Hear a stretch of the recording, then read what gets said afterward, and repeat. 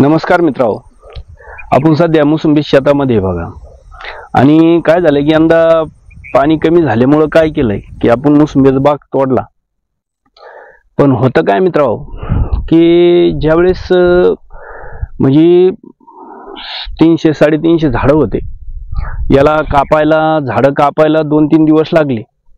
आणि एका दिवसामध्ये म्हणजे 4-4.5 तासामध्ये जे शिबी नाही बघा, या अशी खोडं बिडं काढून या अशी त्याची गंज मारली.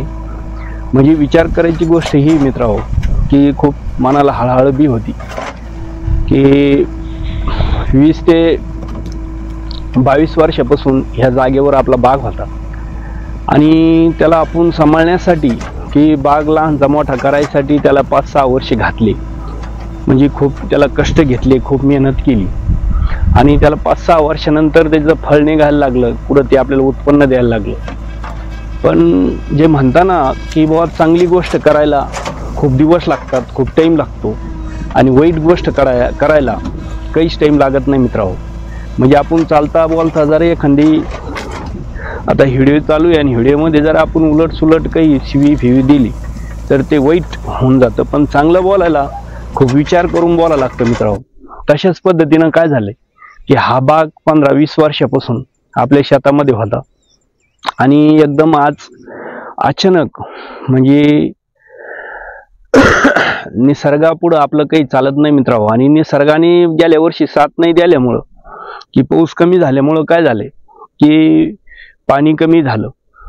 आणि पाणी कमी झाल्यामुळं आपल्याला अर्धा भाग, आता हा बाग आहे बघा मित्रांनो, हा पण आहे, पण याच्यातला अर्धा भाग आपल्याला काढावा लागला.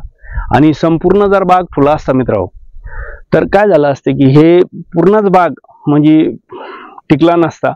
कारण याला पाणी देऊ सर ते तिकडं पुरं जळलं असतं. त्याच्यामुळं आपण काय केलं की बाबा अर्धा भाग काढून टाकला आणि त्याच्यामुळं अर्धा भाग आपला जगला.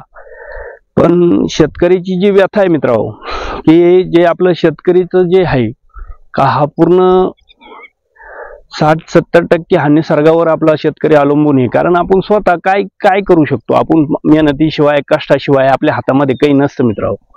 आणि शेती हा एक असा व्यवसाय आहे की हा दुसऱ्यावर अवलंबून आहे. म्हणजे आपण जे निसर्गावर अवलंबून आहे तसं बाकी धंद्यामध्ये नसतं.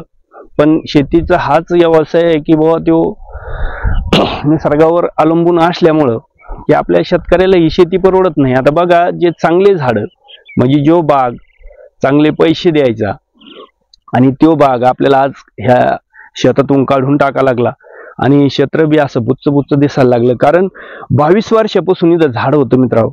आणि 22 वर्षाची जी सवय लागली आणि ते अचानक आज नाहीसं झालं. आता याला 1-2 दिवसात याला परत काडी लावून द्यावं लागेल, म्हणजे पेटवावं लागेल. म्हणजे मन एक पद्धतीनं असं हे झालंय की काय म्हणजे आपण ज्याला लहानचं मोठं केलं, लेकरावानी जपिलो आणि ते अचानक आज आपल्यातून निघून जात आहे. म्हणजे अशी पद्धत ह्या गोष्टी झाल्या मित्रांनो. आणि ह्याच्यामुळे जे शेतकरीची जी परिस्थिती आहे, शेतकरी कर्जबाजारी होण्याचे कारण हे की निसर्ग त्याला साथ देत नाही. आणि निसर्गाने साथ नाही दिल्यामुळं काय होतंय की बाबा शेतकरीचं जे आर्थिक गणित आहे हे बिघडल्या जाते. म्हणजे आता विचार करा, याला काढलं, याला कापलं, याच्यात आता परत आपल्याला याला तयार करायचं ह्या शेताला आणि नंतर दुसरं आपण उत्पन्न घेणार. पण होतं काय की आपण जो खर्च केला इतक्या दिवसामध्ये, ज्या गोष्टी आपण जोपासल्या, पण तेच आज म्हणजे जे चांगलं उत्पन्न देणारे झाडं ते आज आपल्याला पाणी अभावी काढायला लागले मित्रांनो. आणि याचं खूप दुःख वाटतंय. आणि की भगवंताला ह्या वर्षी हीच प्रार्थना आहे की बाबा मधी पाऊस नाही पडता की तू आता येणारा जो पानकाळा आहे जूनपासून की चांगल्या पद्धतीने आम्हाला पाऊस दे. कारण त्याच्यात आमचं शेतकऱ्याचं भलं झालं पाहिजे. नाही तर काय होईल मित्रांनो, या वर्षी जर पाऊस नाही चांगला झाला तर हे पण राहणार नाही. म्हणजे हे दिसतं तुम्हाला, हे झाडं पण राहणार नाही. अशी परिस्थिती ह्या वर्षी अनुभवलेली आहे. त्याच्यामुळं भगवंताकडे हेच मागू की देवा चांगल्या पद्धतीनं आणि भरपूर असा पाऊस पाणी आम्हाला दे.